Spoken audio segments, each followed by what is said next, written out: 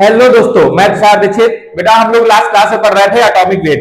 Atomic weight में हम लोगों ने देखा था पहला term that was relative atomic weight. क्या कहना था उसका कि relative atomic weight tells that one atom of the element is how many times heavier than 1/12 mass of carbon 12 atom.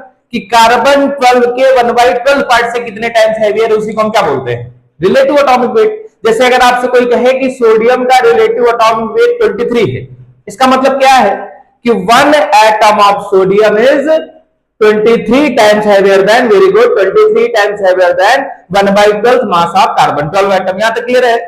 Second हम लोगों ने पढ़ा था जिसको हम लोग बोलते हैं बेटा क्या? एटॉमिक वेट या एब्सोल्यूट एटॉमिक वेट। उसको क्या बोलते हैं?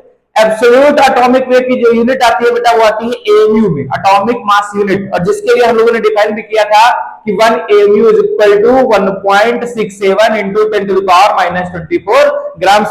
ठीक है, तो अगर कोई आपसे कहे कि सोडियम का जो एटॉमिक वेट है दैट इज 23 AMU, ये क्या है? It is absolute atomic weight. मतलब केवल एक एटम आप सोडियम का रखोगे तो उसका जो एटॉमिक वेट आएगा बेटा वो कितना आएगा?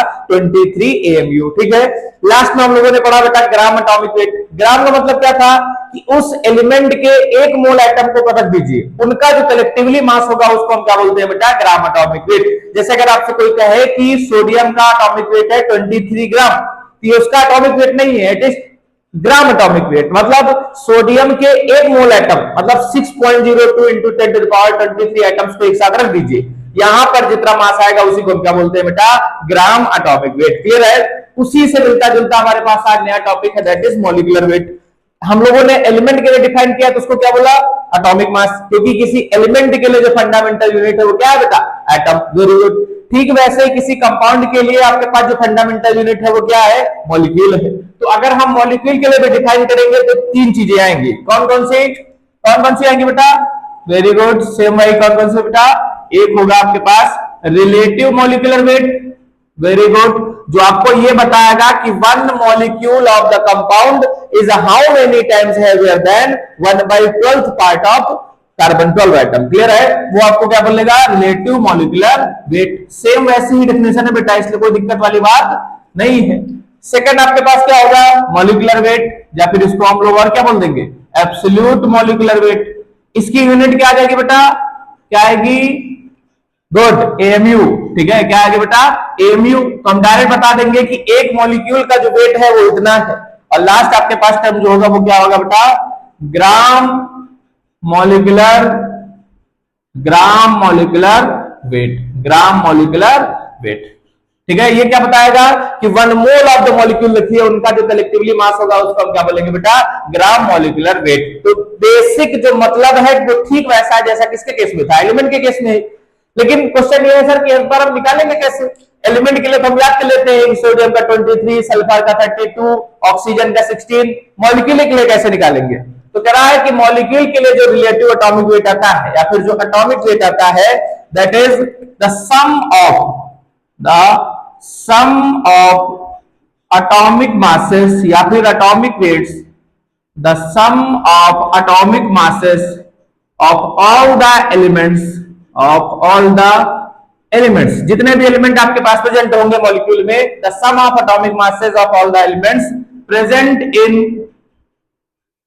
Present in given molecule of the compound, given molecule of the compound. आपको जो कंपाउंड दिया है उसके मॉलिक्यूल में टोटल कौन कौन से एलिमेंट है, और हर एलिमेंट के एटम के रिस्पेक्टिव एटॉमिक मास निकालिए, उनको ऐड कर दीजिए। जो भी ऐड करने पर, सम करने पर आपको वैल्यू आती है that is the molecular weight. अब यूनिट के बेसिस पर हम उनको तीन पार्ट में डिवाइड कर देंगे। जैसे एग्जांपल के बेसिस पर बात करते हैं। फॉर एग्जांपल आपसे कोई कहे बेटा कि calculate the molecular mass of H2O, आसान से लेते हैं पहले। ठीक है, H2O चलिए निकालिए। तो पहले बताइए एलिमेंट कौन कौन से हैं? दो एलिमेंट है, कौन से? हाइड्रोजन और ऑक्सीजन। हर एलिमेंट के एटॉमिक मास को ऐड करना है। तो चलिए बताइए, अगर इसका आपको निकालना है मॉलिक्यूलर मास निकालते हैं बेटा। तो एक हाइड्रोजन का मास कितना? 1। सर क्या सबके एटॉमिक मास को आपको याद करने की जरूरत है? बेटा जब क्वेश्चन आता है तो उसमें जनरली एटॉमिक मास दिए होते हैं, लेकिन आप कोशिश ये करिए कि जितने मोस्ट फ्रिक्वेंटली यूज करने वाले एलिमेंट है उनके एटॉमिक मास को आप याद कर लीजिए। ठीक है ना? वैसे आपको याद भी होंगे और जैसे जैसे क्वेश्चन आप लगाते जाओगे वैल्यूज आपको याद हो जाएंगी। तो एक हाइड्रोजन का मास बेटा कितना 1, कितने हाइड्रोजन है 2, तो 1 इंटू 2 प्लस का, क्योंकि सबको ऐड करना है ना, सम करना है, और ऑक्सीजन का मास कितना 16, तो 1 प्लस इंटू 2, 2 प्लस का 16, कितना है बेटा 18। अब इस 18 में दो तरह की चीजें हो सकती हैं, दो क्या 3 तरह की चीजें हो सकती है, कौन कौन सी? एक हो सकता है 18 केवल और केवल 18 लिखा हो, केवल 18 का मतलब it is relative molecular mass, मतलब 1 molecule of water is 18 times heavier than 1/12 of mass of carbon 12 atom, एक ये हो सकता है। अगर आप लिख दो यहां 18 AMU या फिर 18U, ये क्या है बेटा? It is absolute molecular mass, absolute molecular mass. ये क्या बताता है कि 1 molecule of water, 1 molecule of water का जो टोटल मास होगा वो कितना होगा बेटा 18 AMU या फिर 18U, और AMU की वैल्यू ग्राम में निकालना चाहते हो तो हम लोग को पता ही है। और थर्ड क्या हो जाएगा 18 ग्राम्स, ये क्या है सर?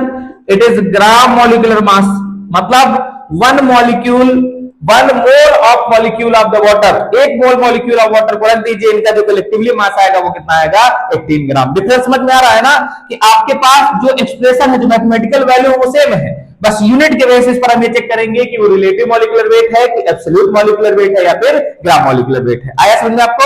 ठीक है, तो चलिए कुछ क्वेश्चन लेते हैं और उनके मॉलिक्यूलर वेट को कैलकुलेट करते हैं। ठीक है, जैसे सेकंड आपके पास है बेटा for example Al2SO4 whole thrice, aluminium sulphate, और लेते हैं Na2CO3.10H2, सोडियम कार्बोनेट डेकाहाइड्रेट, इसको हम लोग कॉमनली क्या बोलते हैं बेटा? Washing soda.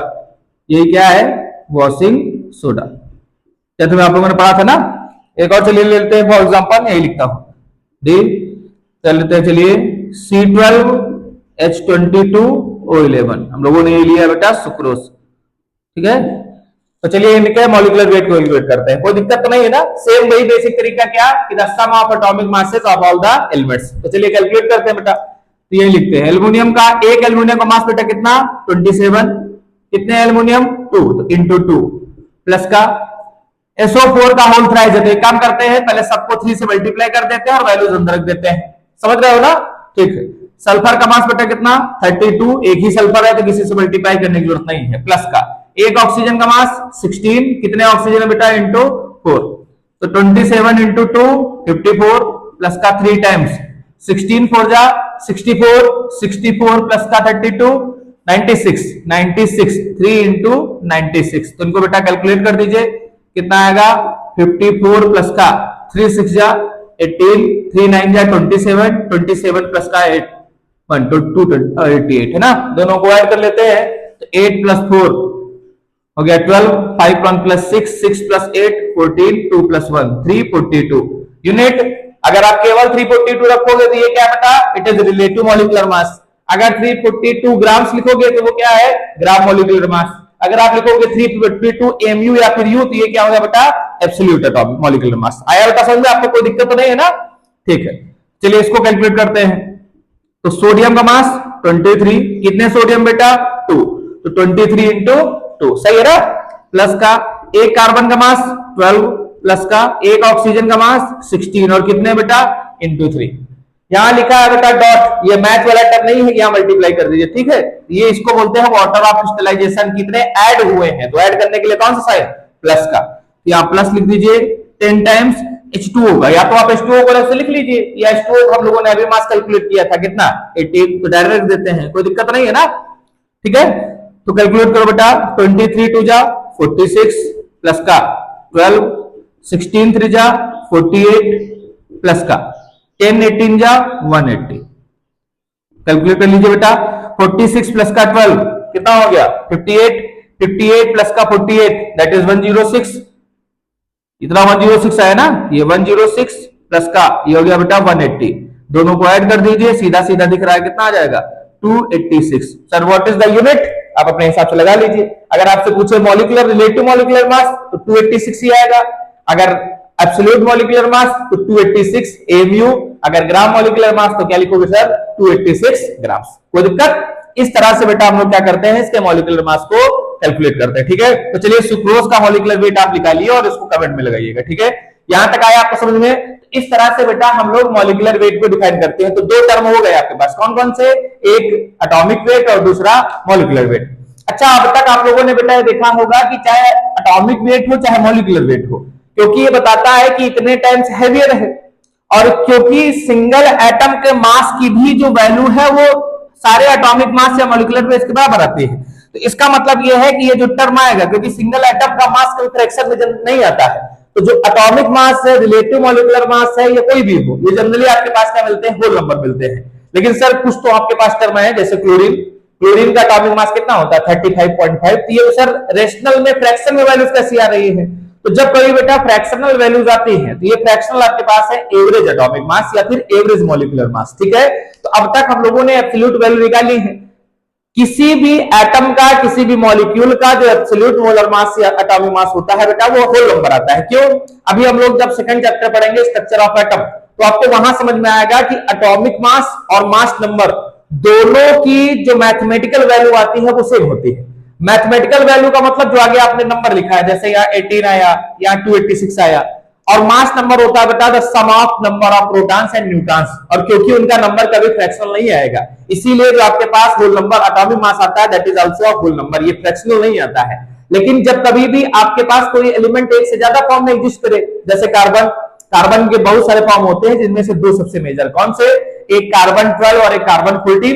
अब एक से ज्यादा फॉर्म में मिल रहे हैं और इनको बोलते क्या बेटा हम लोग? आइसोटोप्स। क्या बोलते हैं? आइसोटोप्स। तो सर कार्बन 12 का मास 12 दिख रहा है, कार्बन 14 का मास 14 दिख रहा है, तो अगर कार्बन आपसे कोई बोले तो लिखेंगे कौन सा? तो जब कभी भी कोई एलिमेंट एक से ज्यादा फॉर्म में एग्जिस्ट करता है तो वहां हम लोग बेटा एवरेज निकालते हैं। क्या निकालते हैं? उनका एवरेज। ये नॉर्मल एवरेज नहीं है, ठीक है, ये बेटा वेटेड एवरेज है। What is the weighted average?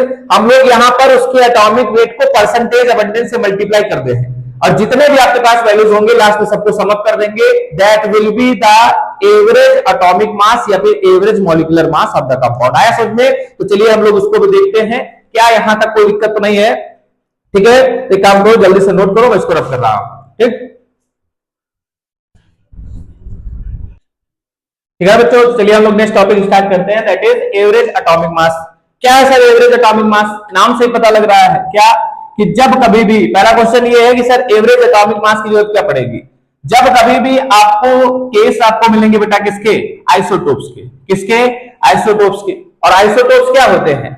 Isotopes हैं different form of atoms, different form of atom. किसी भी एटम के डिफरेंट फॉर्म है, और एटम का मतलब एलिमेंट सेम है, और एलिमेंट में एटम सेम है, इसका मतलब एटॉमिक नंबर क्या होगा बेटा? सेम होना चाहिए। तो आइसोटोप्स के पास जो एटॉमिक नंबर आता है वो क्या आता है? सेम आता है। Different form of atoms with different mass number, with different mass number, ठीक है, मास नंबर, या फिर जिनका एटॉमिक वेट क्या है आपके पास? अलग अलग है, ठीक है। उनके केस में हम लोग क्या डिफाइन करते हैं बेटा? एवरेज एटॉमिक मास। क्या डिफाइन करते हैं? एवरेज एटॉमिक मास। मतलब जब कभी भी आपको कोई ऐसे एलिमेंट दिखे जिनका एटॉमिक नंबर तो सेम है लेकिन मास नंबर अलग अलग है, अगर मास नंबर अलग अलग है तो हम लोग कौन सा मास लेंगे बेटा? पहले आइसोटोप का कि दूसरे आइसोटोप का? तो उसके लिए हम लोग डिफाइन करते हैं क्या? एवरेज एटॉमिक मास। और ये नॉर्मल एवरेज नहीं है, ये कौन सा बेटा? It is weighted average. और वेटेड एवरेज का मतलब क्या है? वेटेड एवरेज का मतलब क्या है कि मान लेते हैं आपके पास दो आइसोटोप मिल रहे हैं, दो फॉर्म मिल रहे हैं, कौन कौन से सर? एक है, चलिए फॉर्म का नाम मान लेते हैं M1 और दूसरे का नाम मान लेते हैं बेटा M2। इसका एटॉमिक मास आपको दिया है M1 का, इसका एटॉमिक मास M1 ही मान लेते हैं, और इसका एटॉमिक मास कितना है बेटा? M2। कितना है? M2। इसका परसेंटेज अबंडेंस आपको दिया होगा। परसेंटेज अबंडेंस का मतलब कितना फॉर्म, कितना परसेंट आपको ये नेचर में एग्जिस्ट करता है। तो इसको मान लेते हैं आपको A दिया, और ये कितना दिया बेटा? B दिया है। तो जो भी एवरेज एटॉमिक मास होगा सर, क्या? एवरेज एटॉमिक मास, जो भी एवरेज एटॉमिक मास होगा वो उसका वेटेड एवरेज होगा। मतलब एटॉमिक मास और परसेंटेज अबंडेंस को मल्टीप्लाई कर दीजिए, तो M1 इंटू ए, M1 इंटू ए, दूसरा M2 into B, M2 into B, और सम कर दीजिए और इनका निकाल दीजिए एवरेज। तो कितने टर्म्स हैं? परसेंटेज अबंडेंस ए और बी, तो यहाँ कितना आ जाएगा बेटा? ए प्लस बी। और हमको पता है कि जब कभी भी कोई भी कंपाउंड अलग अलग फॉर्म में एग्जिस्ट करेगा तो सबका परसेंटेज अबंडेंस कितना आएगा? 100 ही आएगा। तो आप ए प्लस बी की जगह 100 भी रख सकते हो। एक और फॉर्मूला बन जाएगा average atomic mass, average atomic mass will be equal to m1a plus का m2b divide by a plus b, या फिर इसको आप 100 भी लिख सकते हो, ठीक है ना। तो कुछ इस तरह से आपके पास एवरेज एटॉमिक मास का फॉर्मूला आएगा। क्या सर डायरेक्ट आपके पास दो के अलावा नहीं हो सकते हैं? कोई दिक्कत नहीं है, कितने भी होते चले जाए। मतलब हम लोग यहां से जनरलाइज भी इसको कर सकते हैं कि average atomic mass that will be equal to the sum of, ठीक है, the sum of atomic mass into its percentage abundance, ठीक है। अगर m1 होगा तो m1a1, 2 हुआ तो m2a2, 3 हुआ तो m3a3। यहाँ पर ai भी कर लीजिए, लिख देते हैं i की वैल्यू 1 से लेकर n तक, तो यहाँ mi और यहाँ ai, और डिवाइड में क्या कर देंगे सर, डिवाइड में परसेंटेज अबंडेंस को ऐड कर दे रहा है, तो समेशन ऑफ ai, जहां पर i की वैल्यू 1 से लेकर के कहां तक जाएगी बेटा, n तक। तो ये हो जाएगा आपका एवरेज एटॉमिक मास का फॉर्मूला। आया समझ में? जहां पर जो नीचे वाला जो आपको टर्म दिख रहा है डिनोमिनेटर में, वो जनरली कितना हो जाएगा, 100 हो जाएगा। कोई दिक्कत? तो इस तरह से अगर कोई एलिमेंट एक से ज्यादा फॉर्म में एग्जिस्ट कर रहा होगा तो उसके लिए हम लोग एवरेज एटॉमिक मास निकालते हैं। क्या सर एवरेज एटॉमिक मास हमेशा फ्रैक्शनल आएगा? हाँ, इन जनरल आता है, लेकिन ऐसा कोई जरूरी नहीं है। आया यहाँ पे समझ में? तो एक काम करते हैं, जरा इस टॉपिक के ऊपर एक छोटा सा क्वेश्चन करते हैं, ठीक है। यहीं पर लिख देता हूं बेटा क्वेश्चन। तो जरा एक क्वेश्चन देखिए कि आपसे कह रहा है कि आपके पास फॉर एग्जांपल है बोरॉन, कौन है बेटा, बोरॉन दिया है, और बोरॉन का जो एवरेज एटॉमिक मास है, average atomic mass that is 10.81 AMU, मतलब एब्सोल्यूट एटॉमिक मास आपको दिया है, ठीक। और बोरॉन के दो आइसोटोप आपके पास एग्जिस्ट करते हैं, कौन कौन से सर? एक है सर बोरॉन 10 और एक है सर बोरॉन 11। दो आइसोटोप इसके एग्जिस्ट कर रहे हैं। तो चलिए बताइए कि इन दोनों का परसेंटेज अबंडेंस कितना है, ये है क्वेश्चन, ठीक है ना, कि आपसे पूछ रहा है कि इनका परसेंटेज अबंडेंस बताइए, what is the percentage abundance of both isotopes. ये है क्वेश्चन, कोई दिक्कत तो नहीं होनी चाहिए, फॉर्मूला बेस्ड क्वेश्चन है, लगा लेते हैं। चलिए तो लगाना स्टार्ट करते हैं। चलिए काम करते हैं, लेट मान लेते हैं पहले कि जो B10 है उसका जो परसेंटेज अबंडेंस है वो कितना है बेटा, x। परसेंटेज अबंडेंस वो कितना है, x, ठीक है। दोनों का सम कितना होना है, 100, तो दूसरे का कितना हो जाएगा।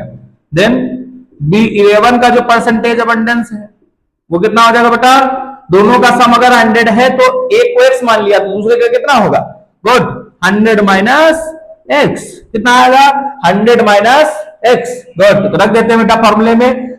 मास आपको दिया है इसका 10 और इसका 11, तो मास दिया, परसेंटेज अबंडेंस अभी निकाला है, एवरेज एटॉमिक मास आपको पता है, रख दीजिए फॉर्मूले में। तो average atomic mass will be equal to m1 into a plus का m2 into b divide by a plus b। तो एवरेज एटॉमिक मास कितना है बेटा, 10.81 इक्वल टू m1, पहले का मास कितना है 10, और जिसका मास है 10 उसका परसेंटेज अबंडेंस x, प्लस का सेकंड का 11 और दूसरे का 100 माइनस x, और divide by a plus b कितना आएगा, हमेशा दोनों को ऐड करोगे तो 100, ठीक है। सॉल्व करना है बस, मैथमेटिकल टर्म इसको भेज दो इधर, मल्टीप्लाई करोगे तो कितना हो जाएगा, 1081 इक्वल टू 10x प्लस का 1100 माइनस का 11x। कोई दिक्कत, ठीक है, इसको भेज दीजिए इधर। तो 1081 माइनस का 1100 equal to 10 minus 11 that is minus x। कोई दिक्कत, इनको बेटा माइनस कर दो, ये सीधा सीधा दिख रहा है कितना, 19 equal to minus x, x equal to direct आ जाएगा कितना बेटा, 19%। इसका मतलब जो B10 है आपके पास वो कितने परसेंट एग्जिस्ट करता है, 19%। तो ये कितना एग्जिस्ट करेगा, 100 माइनस 19 मतलब 81%। इस तरह से बेटा हम लोग एवरेज एटॉमिक मास के क्वेश्चन को कैलकुलेट कर लेते हैं। आया समझ में आपको?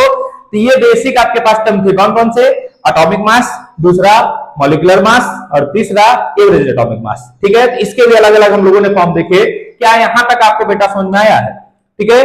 क्या सर इसके अलावा कोई आपके पास बेसिक टर्म्स नहीं होते हैं? हम लोग वेपर डेंसिटी पढ़ेंगे, स्पेसिफिक ग्रेविटी पढ़ेंगे, एम्पिरिकल फार्मूला, मॉलिक्यूलर फार्मूला पढ़ेंगे, अभी कई सारे टर्म्स हैं। लेकिन अब इसके बाद हम लोग पढ़ने वाले हैं बेटा थोड़ा सा मोल्स की स्टार्टिंग, ठीक है, कि मोल कैलकुलेट कैसे करते हैं। क्यों सर? क्योंकि बेटा जो आगे वाले टर्म है उसमें हम लोग को मोल की रिक्वायरमेंट है। तो पहले एक काम करते हैं, मोल कैलकुलेट करना सीखते हैं और देखते हैं मोल होता क्या है। यहां तक आपको कोई दिक्कत नहीं है? आया समझ में? कोई दिक्कत? तो चलिए जल्दी से लगा लीजिए, इसको नोट कर लीजिए, इसको जरा मैं रफ कर रहा हूं, ठीक है। सोचो। तो चलिए हम लोग स्टार्ट करते हैं क्या, मोल कॉन्सेप्ट, मतलब मोल का कैलकुलेशन स्टार्ट करते हैं। लेकिन सर पहला क्वेश्चन तो यही है कि मोल होता क्या है, व्हाट इज मोल, मोल क्या है सर। ठीक है, तो मोल के लिए बेटा इतना समझिए कि जो मोल है इट इज अ यूनिट। ये क्या है, इट इज अ यूनिट, एक यूनिट है, it is an unit. Sir unit है तो कहां यूज करेंगे, जैसे बेटा आपसे कोई कहे कि बताइए कि 1 डजन का मतलब क्या होता है, व्हाट इज 1 डजन, तो आप डायरेक्ट बता देते हो सर 1 डजन का मतलब 12 एंटिटीज। ठीक है, आपसे सर कोई कहे कि बताइए 1 पेयर, पेयर का मतलब क्या होता है सर, तो हम बता देंगे सर पेयर का मतलब क्या है 2 एंटिटीज। ठीक है, 2 एंटिटीज। ठीक वैसे ही अगर आपसे कोई कहे कि सर बताइए व्हाट इज 1 मोल, एक मोल क्या है, तो आप डायरेक्ट क्या बताओगे सर, एक मोल बराबर होता है 6.02 into 10 to the power 23 atoms. Atoms क्या, इसके यहां लिख लेते हैं क्या यहां बेटा, एंटिटीज। ठीक है, तो एक मोल में इतने आपके पास एंटिटीज होते हैं। एंटिटीज का मतलब सर, एंटिटीज का मतलब बेटा इनके फंडामेंटल पार्टिकल्स। अगर हम यहां लिखते हैं 1 मोल ऑफ एलिमेंट, तो एलिमेंट के फंडामेंटल पार्टिकल्स क्या होते हैं, एटम्स। तो यहां क्या आता बेटा, एटम्स। हम यहां लिखते हैं 1 मोल ऑफ कंपाउंड, तो 1 मोल ऑफ कंपाउंड, कंपाउंड का फंडामेंटल पार्टिकल क्या होता है, मॉलिक्यूल्स। यहां क्या आता बेटा, मॉलिक्यूल्स। यहां लिखते हैं हम लोग बेटा 1 mole of ionic compound, ionic compound के फंडामेंटल पार्टिकल्स क्या होते हैं, आयंस। तो यहां क्या आता, आयंस। यहां लिखते हैं 1 मोल ऑफ इलेक्ट्रॉन, तो इलेक्ट्रॉन तो खुद ही एक फंडामेंटल पार्टिकल है, तो यहां क्या आ जाता है, एंटिटीज की जगह इलेक्ट्रॉन। इस तरह से हम लोग मोल का यूज करके फंडामेंटल पार्टिकल्स को भी कैलकुलेट करते हैं। आया यहां तक समझ में सर, यही नंबर क्यों आया है यहां पर 6.02 इंटू 10 टू द पावर 23, ऐसा ही क्यों है कि आपने इतना ही नंबर लिया है। तो बेटा मोल की बेसिक डेफिनेशन होती है कि 1 mole of any substance, 1 mole of any substance, किसी भी सब्सटेंस का एक mole, substance contains same number of atoms या फिर particles, same number of atoms या फिर particles in 12 gram of carbon 12 atoms. क्योंकि हम लोगों ने बेटा कार्बन 12 का रेफरेंस मास यूज किया था 1/12, कार्बन 12 के 12 ग्राम में जितने नंबर ऑफ एटम्स होते हैं उसी को हम लोग ये फंडामेंटल पार्टिकल मानते हैं, और वही आपके पास एक यूनिट होगी, और उसी को हम क्या बोल देते हैं बेटा, मोल। क्या बोल देते हैं, मोल। तो कार्बन 12 के 12 ग्राम में जितने भी नंबर ऑफ पार्टिकल प्रेजेंट है उसी को हम लोग क्या बोलते हैं, 1 मोल। और एक मोल में आपके पास, और कार्बन 12 के 12 ग्राम में कितने नंबर ऑफ पार्टिकल्स प्रेजेंट है, 6.02 into 10 to the power 23 particles. इसीलिए हम लोग एक मोल की डेफिनेशन इस तरह से डिफाइन करते हैं। आया यहां तक बच्चों आपको समझ में। तो सर ये तो बात हुई मोल होता क्या है, लेकिन सर अगर हमको मोल कैलकुलेट करना होगा, कैसे कैलकुलेट करेंगे। और दूसरा सर क्वेश्चन ये है कि इसकी रिक्वायरमेंट क्या रही आपके पास, हम लोगों ने क्यों इतने बड़े यूनिट का यूज करना स्टार्ट किया। बेटा होता क्या है कि आपके पास कोई भी मॉलिक्यूल हो या कोई भी एलिमेंट हो, किसी एलिमेंट या मॉलिक्यूल या कंपाउंड में जो नंबर ऑफ पार्टिकल्स होते हैं उनका नंबर बहुत ज्यादा होता है। आप कोई 1-2 एटम को डील नहीं कर रहे हो, वहां पर लाखों नंबर ऑफ एटम्स हैं, बहुत सारे नंबर ऑफ एटम्स, और बार बार इतने बड़े नंबर को लिखना, डील करना, ये खेल नहीं है बच्चों का, इसमें तेल निकल जाएगा अच्छे अच्छों का, बात समझ में आई। तो इसलिए हम लोग क्या करेंगे, इसलिए हम लोग इतने बड़े एंटिटीज का यूज करते हैं। जैसे आपको एग्जांपल भी दे देता हूं।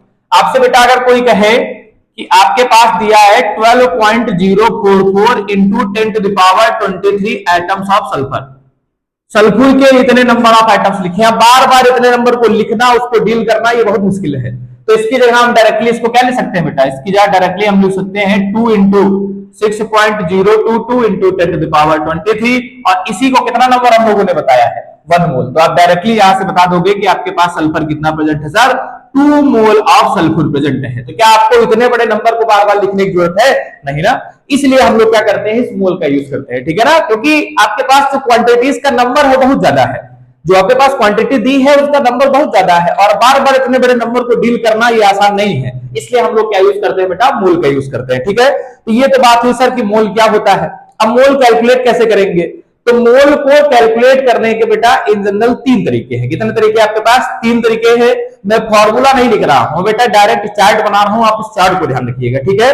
तो जरा इसको ध्यान से देखिएगा। तो सबसे सेंटर में मैं लिख रहा हूं बेटा क्या, मोल। आपको निकालना है बेटा क्या, मोल निकालना है। तो मोल निकालने का पहला तरीका है आपके पास क्या, कि इफ मास इज गिवन, आपको क्या दिया है सर, मास। मास किसमें होना चाहिए बेटा, ग्राम्स में। अगर केजी में है तो उसको किसमें कन्वर्ट करो, ग्राम में। If mass of substance is given, mass of substance is given. अगर किसी भी सब्सटेंस का मास दिया है तो आप मोल निकाल सकते हो। कैसे निकालेंगे सर? कह रहा है सर अगर आपको मास दिया है मोल निकालना है, कुछ मत कीजिए, एरो का ध्यान दीजिए इधर, एरो कहां से गया है? मास से मोल की तरफ। तो मास दिया है, मोल निकालना है, क्या करें? Divide by molar mass, molar mass से डिवाइड कर दे। अब सर मोलर मास क्या होता है ये तो हम लोगों ने पढ़ा ही नहीं। तो मोलर मास बेटा है क्या? किसी भी एलिमेंट के लिए, मैं इधर लिखता हूं, जो मोलर मास है, मोलर मास ये है उसका बेटा ग्राम एटॉमिक मास या फिर ग्राम molar mass, gram atomic mass या फिर ग्राम मॉलिक्यूलर मास। ठीक है, तो किसी एलिमेंट के लिए मोलर मास उसका ग्राम एटॉमिक मास, किसी कंपाउंड के लिए मोलर मास उसका gram atomic mass, gram molecular mass. ठीक है ना, मतलब एक मोल ऑफ सब्सटेंस में जितना आपके पास मास प्रेजेंट होता है उसी को हम क्या बोलते हैं? उसका मोलर मास। और एक मोल में एलिमेंट के लिए क्या है? उसका ग्राम एटॉमिक मास। एक मोल ऑफ कंपाउंड के लिए, मॉलिक्यूल के लिए क्या है? उसका ग्राम मॉलिक्यूलर मास। ठीक है, तो ये हो गया मोलर मास। जस्ट इसका उल्टा कि अगर आपके पास मास दिया है मोल निकालना है तो क्या करेंगे? मोलर मास से डिवाइड। और अगर मोल दिया है और मास निकालना है तो क्या करेंगे बेटा? Multiplied by molar mass. तो इस तरह से हम लोग पहला तरीका या पहला फॉर्मूला लिखते हैं। आप चाहो तो इधर मैं फॉर्मूला भी इसको बना के लिख दे रहा हूं, क्या कि नंबर ऑफ मोल्स, बेटा नंबर ऑफ मोल्स को हम स्मॉल n से रिप्रेजेंट करते हैं, that will be equal to given mass divide by molar mass, given mass divide by molar mass. और इस बात का ध्यान रखना है कि गिवन मास किस में होगा बेटा? ग्राम में। ठीक है, ये हो गया सर पहला तरीका। दूसरा सर फॉर्मूला क्या है? दूसरा फॉर्मूला ये है sir, if number of particles is given, number of particles, number of particle मतलब एटम का नंबर हो सकता है, मॉलिक्यूल का नंबर हो सकता है, आयंस का नंबर हो सकता है, इलेक्ट्रॉन्स का नंबर हो सकता है, कोई भी फंडामेंटल पार्टिकल, कोई भी सब एटॉमिक पार्टिकल का नंबर हो सकता है। और अगर उस केस में मतलब अगर आपको पार्टिकल का नंबर दिया है और आपसे मोल पूछा है, ठीक है, नंबर ऑफ पार्टिकल्स दिया और मोल पूछा है, डिवाइड कर दीजिए किससे सर? डिवाइड कर दीजिए Na से। और Na क्या है बेटा? Na is Avogadro number. क्या बोलते हैं इसको? अवोगाद्रोस नंबर। इसकी वैल्यू कितनी होती है? इसकी वैल्यू होती है 6.02 इंटू 10 टू द पावर 23। आप इससे डिवाइड कर दीजिए, आपको क्या पता चल जाएगा सर? नंबर ऑफ मोल्स पता चल जाएंगे। ठीक है, इसका जस्ट रिवर्स, मोल दिया है और आपसे नंबर ऑफ पार्टिकल निकालना है, क्या करेंगे sir? Good, multiplied by Na, जहां पर Na क्या है बेटा? Avogadro number, that is the value of 6.022 into 10 to the power 23। Good है, यहां तक आया समझे? तो एक और फॉर्मूला बन जाएगा, मैं यहां फॉर्मूला लिख चल रहा हूं, ठीक है ना? Also equal to number of particles, number of particles, ठीक है, divide by Avogadro's number, that is 6.022 into 10 to the power 23। ये हो गया सर सेकंड फॉर्मूला। आया समझ में? तीसरा सर फॉर्मूला कौन सा है? तीसरा ये है, कह रहा sir if volume of gas, if volume of gas at STP is given, STP is given, sir what is STP? STP क्या है सर? बेटा टेम्परेचर और प्रेशर के केस में हम दो कंडीशन पढ़ते हैं, एक होता है STP that is standard temperature pressure, और एक होता है NTP that is normal temperature pressure. दोनों में थोड़ा सा डिफरेंस है, एक पे आता है 22.7 और एक पे आता है 22.4, लेकिन इस चैप्टर में हम लोग दोनों वैल्यू सेम लेकर के चलेंगे। तो आप STP के लिए यहां कितना लिखोगे? पहली बात STP क्या है sir? STP is standard temperature and pressure. होता कितना है सर? जहां पर जब प्रेशर होना चाहिए 1 बार और टेम्परेचर होना चाहिए सर 0 डिग्री सेल्सियस, या फिर जिसको हम लोग क्या बोलते हैं 0 डिग्री सेल्सियस मतलब 273.15 केल्विन। अगर ये कंडीशन है सर, इसी को हम लोग क्या बोलते हैं? एसटीपी। क्या बोलते हैं? एसटीपी। और किसी भी गैस का 1 मोल एसटीपी पर 22.4 लीटर बेटा वॉल्यूम को ऑक्यूपाई करता है, जिसको हम मोलर वॉल्यूम बोलते हैं। ठीक है ना? तो हम डायरेक्ट यहीं से बता देंगे कि अगर आपको वॉल्यूम दिया है और आपको मोल निकालना है तो सर डिवाइड कर दीजिए किससे? मोलर वॉल्यूम ऑफ गैस से। किससे डिवाइड कर दीजिए? Molar volume of gas. और ये होता कितना है सर? That is 22.4 litres. इसका मतलब आपको जो वॉल्यूम दिया होना चाहिए गैस का, वो भी किस में होना चाहिए बेटा? लीटर में। ठीक है? इस तरह से हम लोग निकाल लेते हैं नंबर ऑफ मोल्स। और दूसरा सेम वही, मोल दिया और आपसे पूछे सर बताइए इसका वॉल्यूम, नॉर्मल वॉल्यूम नहीं है बेटा, कहां पे है? एसटीपी पर। अगर नॉर्मल वॉल्यूम होगा तब क्या करेंगे? तो आपको डेंसिटी पता होनी चाहिए। वॉल्यूम डेंसिटी का यूज करके निकालेंगे मास, और जब मास पता चल जाएगा तो ये फॉर्मूला लगा देंगे, मोलर मास से डिवाइड करेंगे और मोल पता चल जाएगा। ठीक है, ये फॉर्मूला केवल तब के लिए है जब आपका वॉल्यूम कहां दिया हो, एसटीपी पर या फिर एनटीपी पर। ठीक है, तो यहां हम क्या करेंगे सर, यहां मल्टीप्लाई कर देंगे किससे, 22.4 लीटर से, that is also known as molar volume of gas. क्या बोलते हैं, मोलर वॉल्यूम ऑफ गैस। तो थर्ड आपका फॉर्मूला यहां से क्या हो जाएगा कि given volume of gas, given volume of gas, लेकिन कहां पर, एट एसटीपी, और ये वॉल्यूम किसमें होना चाहिए बेटा, लीटर में, divide by molar volume that is 22.4 litre. इस तरह से बेटा हम लोग क्या करते हैं, हो गया बच्चों वहां तक। तो चलिए जरा कुछ क्वेश्चन है, जरा उनको देखते हैं। ठीक है, पहला क्वेश्चन देखो बेटा क्या है, calculate total number of atoms volume of gas at STP for the followings. आपको नंबर ऑफ एटम्स निकालना है और वॉल्यूम ऑफ गैस निकालना है, लेकिन कहां पर सर, एसटीपी पर निकालना है। तो आपको पता है बेटा वॉल्यूम निकालना है तो मोल पता होने चाहिए। Number of atoms it is a fundamental unit, fundamental particle, और जब भी फंडामेंटल पार्टिकल वगैरह आपको निकालने हो मोल की रिक्वायरमेंट सबसे ज्यादा होती है। तो पहला काम आपको ये कंफर्म है, क्या निकालना पड़ेगा बेटा, नंबर ऑफ मोल्स। क्या दिया है सर आपको, 3.2 ग्राम्स, ग्राम मतलब मास दिया है, मास दिया है, मोल निकालना है। फॉर्मूला क्या है, ये वाला क्वेश्चन कर रहे हैं बेटा हम लोग ना, तो क्या लगाएंगे formula, number of moles is equal to given mass, mass किसमें होना चाहिए बेटा, मास होना चाहिए ग्राम्स में, divide by molar mass, divide by molar mass. तो चलिए कोई दिक्कत नहीं, रखते हैं वैल्यूज। गिवन मास सर कितना है, 3.2, मोलर मास CH4 का निकाल लेते हैं सर, एक कार्बन का मास 12, एक हाइड्रोजन का मास 1 into 4, तो 12 प्लस का 4 कितना हो गया सर, 16, ये हो गया सर 16, और 16 2 जा 32, तो जीरो वैल्यू कितने आ गए सर, 0.2 मोल्स। ठीक है, तो जब यूनिट में लिखते हैं तो यहाँ ई नहीं लगाते हैं जनरल ना, तो ये हो जाएगा number of moles equal to 0.2 moles. आपको मोल पता चल गया। क्या सर आप निकालिए नंबर ऑफ एटम्स। तो पहले बेटा ये बताओ, आपको जो कंपाउंड जो भी दिया है वो एलिमेंट है कि कंपाउंड है, CH4 mixture of element is compound. और जब कभी भी कंपाउंड में बेटा नंबर ऑफ पार्टिकल निकालने का एक ही तरीका है, अभी हम लोगों ने लिखा था कि मास अगर आपको मोल दिया है तो नंबर ऑफ पार्टिकल Na से मल्टीप्लाई कर दीजिए, नंबर ऑफ पार्टिकल आपको पता चल जाएंगे। लेकिन कौन से पार्टिकल, कौन से पार्टिकल बेटा, फंडामेंटल पार्टिकल, और किसी कंपाउंड के फंडामेंटल पार्टिकल होते हैं नंबर ऑफ क्या, मॉलिक्यूल्स, ना कि एटम्स। तो पहले आपको मॉलिक्यूल पता चलेगा, तो निकालते हैं सर कि यहां से सर नंबर ऑफ मॉलिक्यूल्स कितने आ जाएंगे, number of molecules of methane, number of molecules of methane कितना हो जाएगा, Na से मल्टीप्लाई कर दीजिए, तो 0.2 Na। क्या सर आपसे नंबर ऑफ मॉलिक्यूल्स पूछा था क्या, नहीं सर, आपसे क्या पूछा था, नंबर ऑफ एटम्स। कैसे निकालेंगे, इसके फॉर्मूला को देखिए बेटा, मॉलिक्यूलर फॉर्मूला को। क्या है ये सर, कि ये बता रहा है कि एक मॉलिक्यूल में एक एटम कार्बन का है और 4 एटम किसके हैं, हाइड्रोजन के। तो एक मॉलिक्यूल के पास टोटल नंबर ऑफ एटम्स कितने हैं, 5। कितने हैं सर, 5, 4 हाइड्रोजन का, 1 कार्बन का। 2 के पास कितने होंगे, 10। 3 के पास कितने होंगे, 15। तो 0.2 Na के पास कितने होंगे, इसको मल्टीप्लाई कर देते हैं सर, कितने, 5 से मल्टीप्लाई कर देंगे। आया समझ में। तो total number of atoms, total number of atoms कितना हो जाएगा sir, 0.2 Na, that is total number of molecules, into number of atoms in one molecule. कितने हैं, एक हाइड्रोजन का, मतलब एक कार्बन का और 4 हाइड्रोजन का, कितना है सर, 5, और 5 2 जा 10, सीधा सीधा आंसर कितना आ जाएगा, Na नंबर ऑफ पार्टिकल्स आपके पास प्रेजेंट है, नंबर ऑफ एटम्स प्रेजेंट है किसके, मीथेन के। आया सर यहां तक समझ में, कोई दिक्कत। तो ये हो गया आपके पास पहला टाइप, क्या निकालना था आपको, नंबर ऑफ एटम्स। दूसरा क्या पूछ रहा है, volume of gas at STP. इसमें तो कोई दिक्कत ही नहीं है, अगर आपको नंबर ऑफ मोल दिया है तो मोलर वॉल्यूम से क्या कर दीजिए, मल्टीप्लाई। अभी हम लोगों ने बनाया था ना बेटा, उसको एक बार देख लेना अच्छे से। तो सेकंड आपको क्या निकालना है, volume of gas, volume of gas, कौन सी गैस, CH4, कहां पर सर, एट एसटीपी। कैसे निकालेंगे, number of mole into molar volume, यही करते हैं ना बेटा, नंबर ऑफ मोल लिख लीजिए, उसको मोलर वॉल्यूम से मल्टीप्लाई कर दीजिए।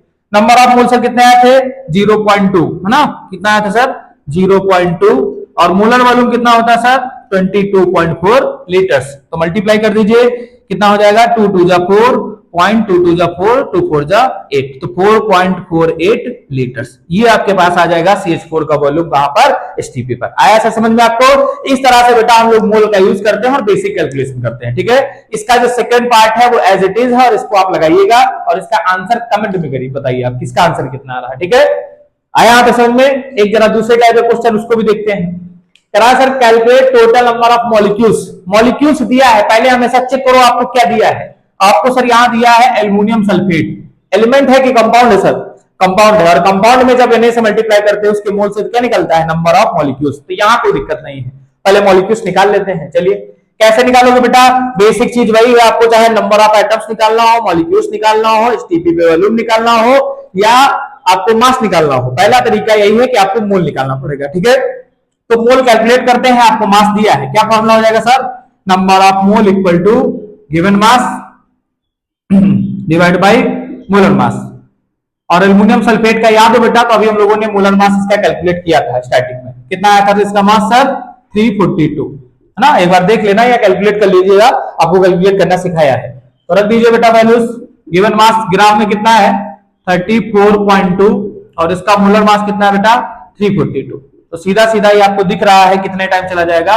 0.1 टाइम्स। तो इसके मोल बेटा कितने आ गए? 0.1 मोल्स। आए यहां तक समझ में? मोल निकल आया। क्या आपको मोल निकालना था?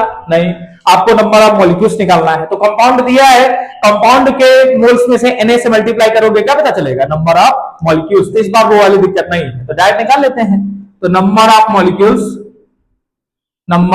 Molecules will be equal to 0.1 into Na। इतने नंबर ऑफ मॉलिक्यूल्स सर आपके पास प्रेजेंट होंगे।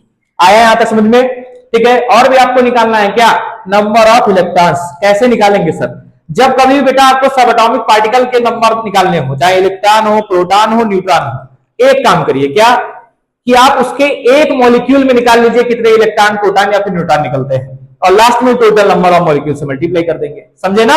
यही करते हैं। चलिए, तो आपको निकालना है इलेक्ट्रॉन्स और न्यूट्रॉन्स। तो आपके पास ये रहा एल्युमिनियम सल्फेट। तो एक काम करते हैं, पहले एल्युमिनियम सल्फेट में चेक कर लेते हैं किसके पास कितने इलेक्ट्रॉन है और कितने न्यूट्रॉन है। ठीक है, तो एल्युमिनियम एटॉमिक नंबर बेटा 13, मास नंबर 27। कौन कौन सा है? सल्फर है sir, atomic number 16, mass number 32। Oxygen है sir, atomic number 8, mass number 16। क्योंकि नंबर जो दिख रहे हैं एटम्स, ये न्यूट्रल है। न्यूट्रल एटम में जितने प्रोटॉन्स उतने ही क्या है सर? इलेक्ट्रॉन्स। तो एल्युमिनियम के एक एटम के पास कितने इलेक्ट्रॉन है? 13, सल्फर के पास 16 और ऑक्सीजन के पास 18। सही है, तो पहले निकाल लेते हैं कि एल्युमिनियम सल्फेट के पास कितने हैं। तो number of electrons in one molecule of aluminium sulphate. सही है ना सर? वैल्यूज निकालते हैं जरा। तो एल्युमिनियम के पास सर कितने हैं? 13, कितने हैं? इंटू 2, 13 इंटू 2 प्लस का 3 टाइम्स। ठीक है ना? सल्फर में कितने सर? 16 प्लस का, ऑक्सीजन के एक एटम के पास कितने हैं सर? 8 और 8 इंटू 4। ठीक, तो पहले इतना कैलकुलेट कर लीजिए। 13 2 जा 26 प्लस का 3, 8 4 जा 32, 32 प्लस का 16 हो गया 48। तो 3 इंटू 48, तो 26 प्लस का 3 8 जा 24, 3 4 जा 12, 12 प्लस का 2 14। ठीक है, और दोनों को ऐड कर दीजिए। 144 प्लस का 26 दैट इज 170 है ना। तो 170 इलेक्ट्रॉन आएंगे बेटा एक मॉलिक्यूल के पास। ठीक है, एक बार जरा क्रॉस चेक कर लीजिएगा वैल्यूज। ठीक है, यहाँ तक आया समझ में? तो इस तरह से आपके पास एक मॉलिक्यूल के पास नंबर ऑफ इलेक्ट्रॉन निकल के आए हैं। क्या एक मॉलिक्यूल के पास आपको निकालना था? नहीं सर, 34.2 में। तो इसमें कितने मॉलिक्यूल होंगे भी हम लोगों ने निकाला ही है। अगर एक मॉलिक्यूल में इतने हैं तो 0.1 मोल में कितने होंगे? Then in 0.1 molecule will be equal to कितना आ जाएगा सर? 170 into 0.1 that is 17। ठीक है ना? That is 17 electron. इतने इलेक्ट्रॉन आपके पास यहाँ प्रेजेंट होंगे। आया सर समझ में?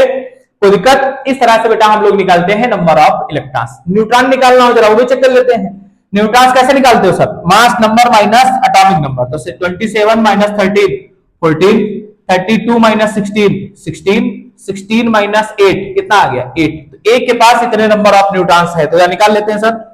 Number of neutrons in one molecule है ना।